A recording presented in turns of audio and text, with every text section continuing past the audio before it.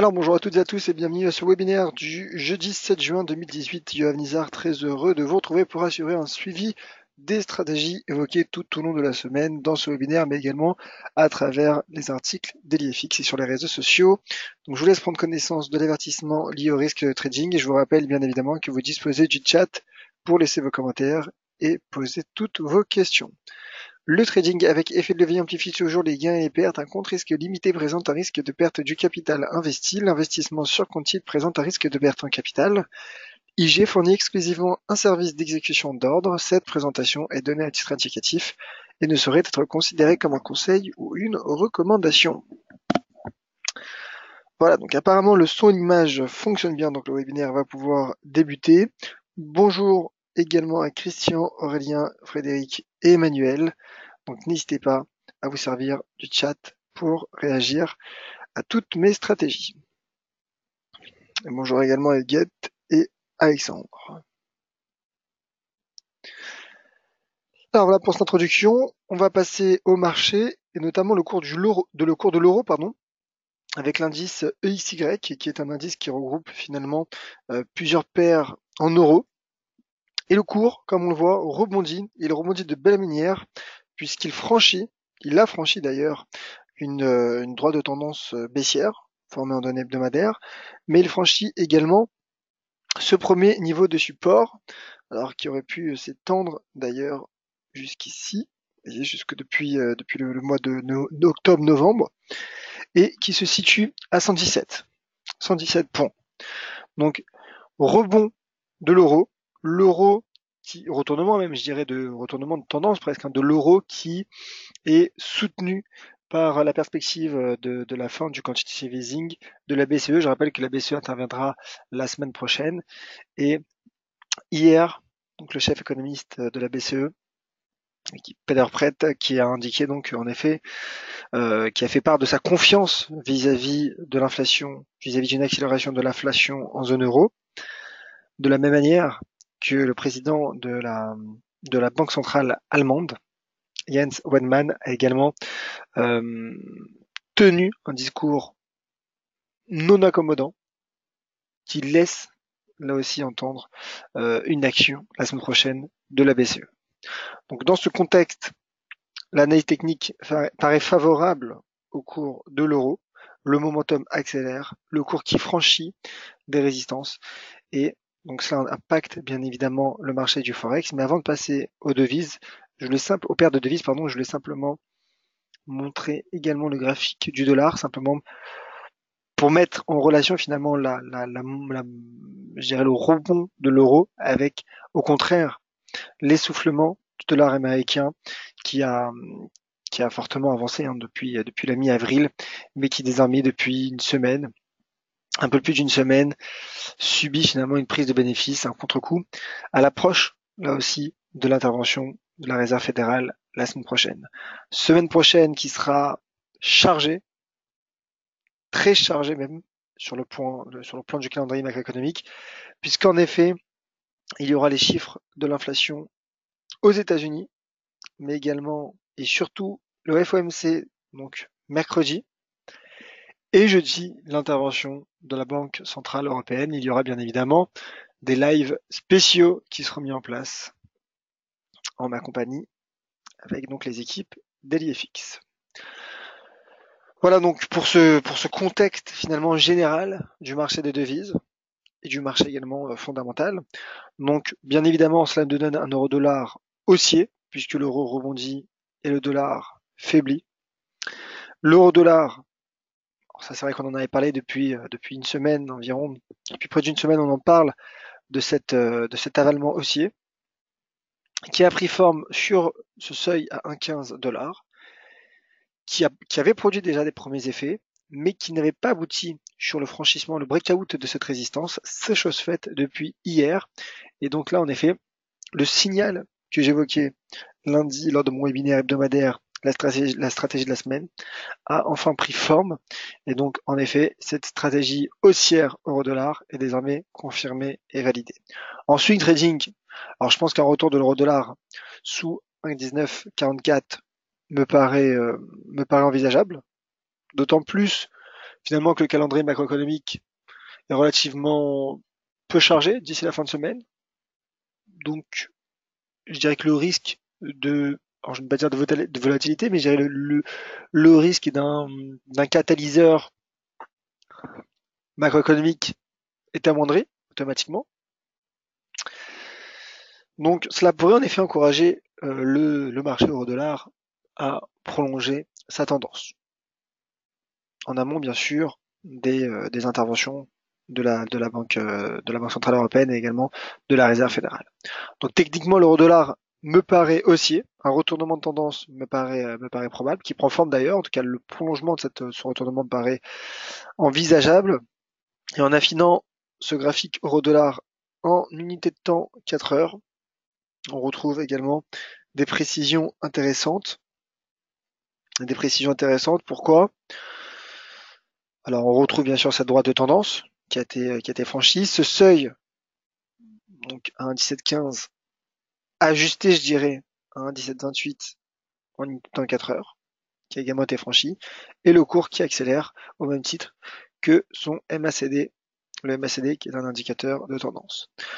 L'euro-dollar qui a rejoint 1,1828, qui semble marquer une petite pause, une petite temporisation d'intraday, rien de bien méchant pour le moment, sous résistance, c'est plutôt logique. Le marché ne peut pas avancer en ligne droite. Il a bien progressé depuis 2-3 séances, donc bien sûr, il prend quelques bénéfices.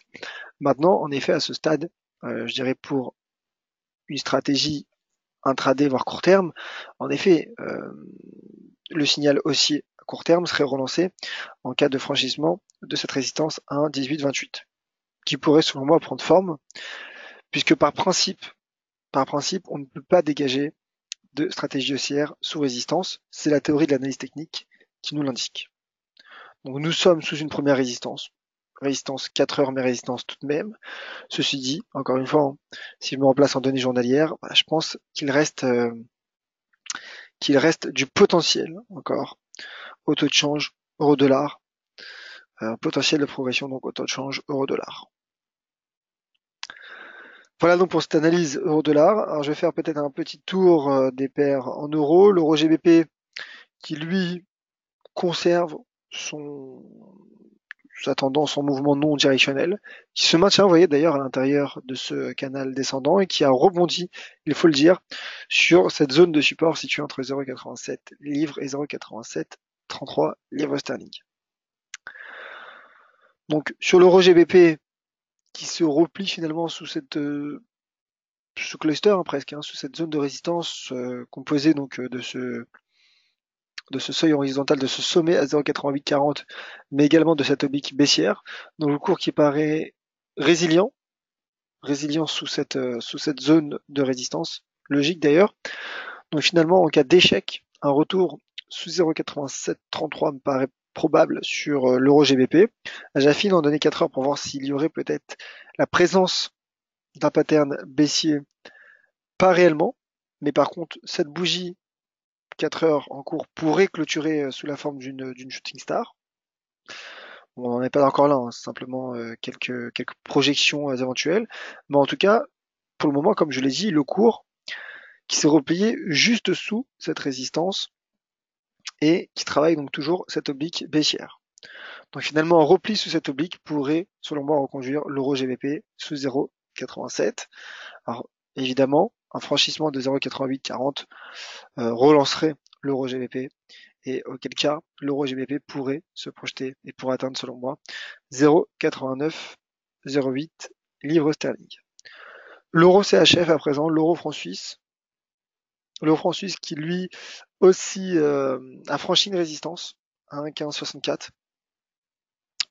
Le cours qui profitait d'une divergence haussière pour enrayer sa chute, enrayer son déclin, mais qui ne franchissait pas non plus sa résistance, au même titre finalement que l'euro-dollar. C'est donc désormais chose faite, et le cours qui, bien qu'il subisse une légère prise de bénéfice en intraday, le cours qui reste bien orienté. Et d'ailleurs, l'euro CHF hier a bondi malgré de satisfaisants chiffres de l'inflation en Suisse, puisque l'inflation, le taux d'inflation global a battu les attentes du consensus en accélérant à 1%. Malgré cela, le marché a acheté de l'euro et l'euro de CHF donc conserve, selon moi, un potentiel haussier pour retrouver à court terme un 16,72. Alors quand donner je dirais quand donner cette stratégie, à quel moment, comment optimiser cette stratégie? Alors en effet, éventuellement attendre un éventuel pullback sur un 15,64 qui pourrait ne jamais survenir, mais en tout cas un pullback sur un 15,64, je pense que ce serait intéressant en termes de timing de relancer cette stratégie haussière, puisque là en effet le cours est en plein milieu de ces deux niveaux. Bien que je pense qu'à terme qu'il atteindra un 16,72, donc en cas de breakout, bien sûr prochaine cible un 18,07. Donc haussier pour l'euro CHF. Je vais passer à quelques paires en dollars, au majeur notamment, le GBP USD qui lui poursuit sa remontée, logique remontée, puisque le dollar se replie, mais également logique, puisque j'en parlais en début de semaine, c'était mardi il me semble, puisque le GBP USD a formé un marteau, oui, en données hebdomadaires la semaine passée, un marteau sur 1,33 qui est une ancienne résistance devenue support, et donc je maintiens ma cible à 1,31,17.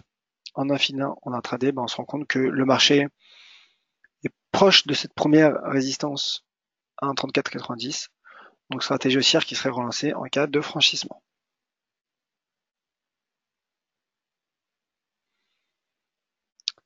Alors, l'USD-Yen,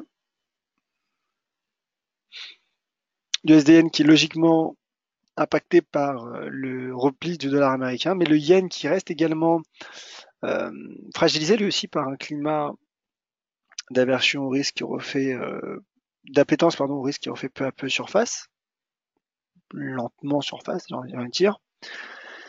Et l'USD yen qui a franchi hier 110, donc techniquement un pullback sur 110 pour viser en swing trading un retour sous 111,21 paraît, je dirais, plausible.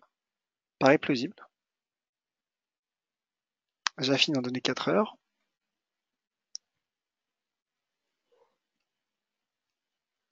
En données 4 heures, on retrouve toujours un cours qui travaille ce seuil d'inversion de polarité majeure à 110, qui est également un seuil psychologique. Donc c'est vrai qu'hier il y a eu une cassure, un breakout des 110. Donc en cas de pullback sur 110, si le pullback se confirme, je maintiendrai ma cible. En tout cas, je donnerai la cible à 111 ou 21. Cette stratégie serait confirmée. Pour le moment, en effet, le marché se cherche. Et donc sur ce seuil d'inversion de polarité, à court terme, ma stratégie est neutre. J'attends de voir en effet l'éventuel pullback ou non. L'eurocad à présent qui a franchi lui aussi une résistance, toujours aidé par le cours de l'euro, et une belle résistance d'ailleurs, une droite de tendance baissière. Le point de retournement a été, vous voyez, ce doji sur 1,50, 1,50 qui est un niveau de support technique de long terme, mais également un seuil psychologique. 1,50 qui est donc le seuil psychologique. Le cours qui a franchi ces résistances, cette zone de résistance proche de 1,51,67 et de cette oblique baissière, et qui teste désormais 1,53,19. Donc là, à ce stade, en effet, nous sommes sur résistance, donc à ce stade, dégager une stratégie haussière serait compliqué, ne serait pas recommandé par l'analyse technique, bien qu'il y ait eu un double creux qui a produit d'ailleurs ses effets. Ça, c'est un effet intéressant. Mais en tout cas, l'euro-CAD, le taux de change euro-CAD, qui pourrait atteindre 1,5514 en cas de franchissement de ce seuil à 1,5319. L'euro, donc, qui oriente le forex, et l'euro qui rebondit et de belle manière, puisque le cours atteint ses premières résistances. On l'a vu sur l'euro-dollar et on le retrouve également sur le taux de change euro-CAD. Voilà donc pour ce tour d'horizon des paires de devises, du forex, et je vais passer donc aux indices boursiers européens. Comment réagissent les indices boursiers? Le CAC 40, qui a formé avant-hier, donc c'était mardi, un doji, un données journalière, et qui reste hésitant sous un ancien support devenu résistance à 5475 points. CAC 40 donc, qui tente un rebond, mais qui est impacté également par le rebond, le sursaut de l'euro, la hausse de l'euro, et le cours qui est donc, d'un point de vue technique, reste résilient sous cette résistance, du moins ancien support devenu résistance à 5475 points. Le signal haussier serait enclenché en cas de franchissement des 5475, auquel cas à court terme, le cours du CAC pourrait rapidement retrouver 5560 points et sur du moyen terme, le sommet à 5645 points. Voilà pour le CAC 40 qui se stabilise sous une résistance. Au même titre que le DAX finalement qui se cherche mais qui évolue toujours autour de ce seuil d'inversion de polarité à 12 850 points. Donc en effet, le franchissement, la confirmation du franchissement, puisqu'hier il y a eu une confirmation, un franchissement marginal des 12 850 points, 12 850 points qui coïncide d'ailleurs avec les 23,6% de retracement de cette hausse. Donc finalement, la confirmation de ce franchissement, donc qui passerait par un pullback sur 12 850 points, relancerait le DAX. Et on l'a vu sur le CAC, les indices européens se replient, impactés notamment, je dirais par perspective de voir la BCE resserrer sa politique monétaire, bien qu'en effet, on l'a vu hier, avant-hier, depuis la semaine passée, la fin de semaine passée, le CAC et le DAX et les bourses européennes qui respirent un peu mieux avec donc l'apaisement des tensions politiques en Italie notamment. Donc je parlais d'un climat d'appétence au risque qui refait surface. Donc on voit qu'hier, malgré le rebond de l'euro, on voit que le DAX a clôturé en hausse. Donc finalement, en effet, le prochain, je dirais, le pivot à surveiller à court terme sur le DAX se situe à 12 850 points, puisqu'en cas de repli, en cas d'échec, le cours qui pourrait retomber sur 12 634 points. Voilà pour le DAX. Un mot sur le pétrole, parce que voilà, je vais revenir sur une belle configuration. C'est un graphique que j'ai tweeté hier, donc n'hésitez pas à me suivre sur Twitter pour connaître mes sentiments, mes différentes analyses sur certains actifs. Donc j'ai mis cette bougie en évidence. Pourquoi? Car il s'agit d'un marteau qui est une bougie de retournement à la hausse sur le Brent en données journalières, qui a pris forme sur un support à 74,54. Donc marteau sur support, d'autant plus qu'il y a une oblique haussière, une très belle oblique haussière. Vous voyez. Donc finalement, je dirais un triple signal argument, en tout cas je dirais triple argument plutôt favorable au cours du pétrole et du Brent. Donc ce qui explique techniquement que le Brent rebondisse. Le Brent rebondit de manière logique d'un point de vue technique et il se dirige, selon moi, sur les 77,87. Voilà donc pour ce tour d'horizon du jeudi 7 juin 2018. Je passe aux éventuelles questions, si vous en avez, c'est tout de suite. Alors Alexandre justement qui demande pour le WTI, alors on va regarder ça. J'imagine que le marteau un marteau a dû prendre forme également, en tout cas une configuration similaire puisque ces deux actifs sont positivement corrélés. Alors vous voyez un WTI, on ne retrouve pas la même configuration. Déjà, puisqu'en effet, l'oblique ne prend pas le cours actuel. Ouais, sur le WTI, moi j'ai plus l'impression qu'il y a un range. Alors je l'affine en données 4 heures pour voir s'il y a un range ou plutôt un fanion. Ouais, plus un mouvement stable, un mouvement stable. Peut-être une divergence, même pas réellement de divergence. Donc en tout cas, la configuration me paraît beaucoup plus intéressante en données sur le Brent.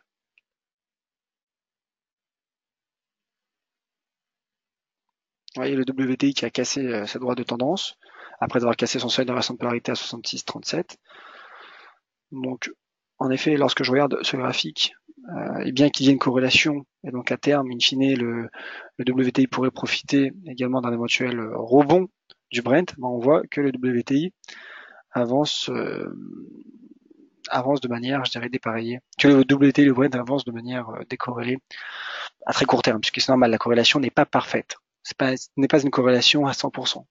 Voilà. Donc c'est également, ça peut s'expliquer de cette manière. Alors, il y avait une question macroéconomique qui me semble sur le chat, si je me souviens bien. Voilà, donc Alexandre qui s'attend à une baisse. Moi aussi, je m'attends à une baisse quand je vois ce graphique. Maintenant, quand je vois le Brent et la belle configuration du marteau sur le double support, bon, bah, je me dis en effet que le pétrole pourrait rebondir. Mais pour le moment, le WTI, je dirais, se maintient sous un support cassé. Il se maintient sur un niveau de support cassé. Mais attention, attention, car finalement, cette stratégie pourrait être contrariée par, alors non pas par le Brent, mais en tout cas la configuration du Brent pourrait être un signe avant-coureur d'un rebond du pétrole. Donc en effet, soyez prudents.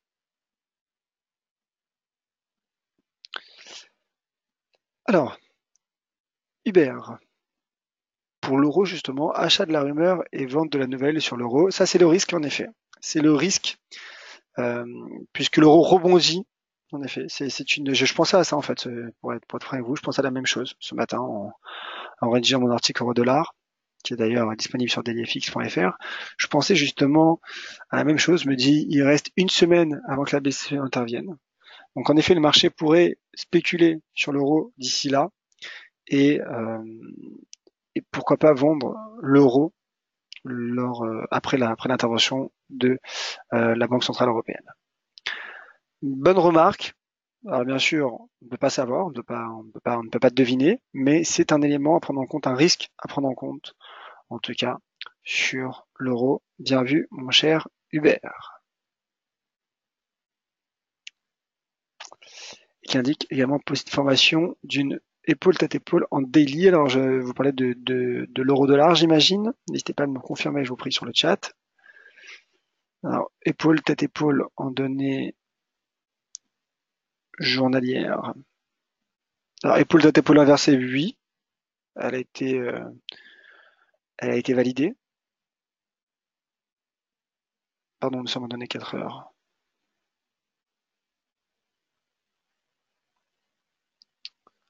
Alors, pas réellement, car en tout cas, il n'y a pas vraiment d'épaule. Peut-être là avec ce léger creux, mais bon, c'est voilà, je dirais que ce n'est pas très clair.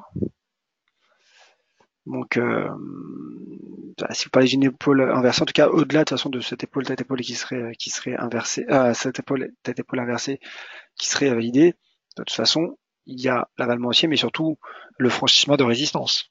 Donc n'oublions pas que tous ces patterns, tous ces éléments sont pour nous permettre de dégager une stratégie. Là, il y a eu franchissement de résistance, donc en effet, euh, je dirais que le potentiel, en tout cas l'interprétation que je donne à ce graphique, à cette analyse graphique, et qu'il y a un potentiel haussier sur le taux de change euro-dollar. Voilà, merci mon cher Hubert. Plus d'autres questions sur le chat. Merci à toutes et à tous d'avoir été nombreux à ce webinaire. Merci d'avoir participé également sur le chat. Donc prochain webinaire ma compagnie aura lieu tout à l'heure à 16 h. C'est pour un webinaire crypto-monnaie. Je reviendrai donc sur le Bitcoin, Ethereum, Ripple et Litecoin. Et concernant mon point Bourse Forex, le prochain aura lieu demain matin à 10h30, comme chaque vendredi, donc je vous attends nombreux. On verra ce qu'il en sera de ces stratégies, de toutes ces stratégies évoquées aujourd'hui. On verra si l'euro-dollar poursuivra ou non sa progression. Et on se projettera bien sûr sur une semaine prochaine, attendue très chargée sur le marché du Forex notamment. Merci à toutes et à tous, soyez prudents et à tout de suite sur les réseaux sociaux, sur Twitter, @yoavnizar pour d'autres analyses et pour les éventuelles autres questions et commentaires. Merci, mon cher Alexandre, merci Aurélien, merci infiniment Huguette pour ce commentaire. Merci à toutes et à tous. Rendez-vous demain à 10h30, je vous attends nombreux. Bonne soirée.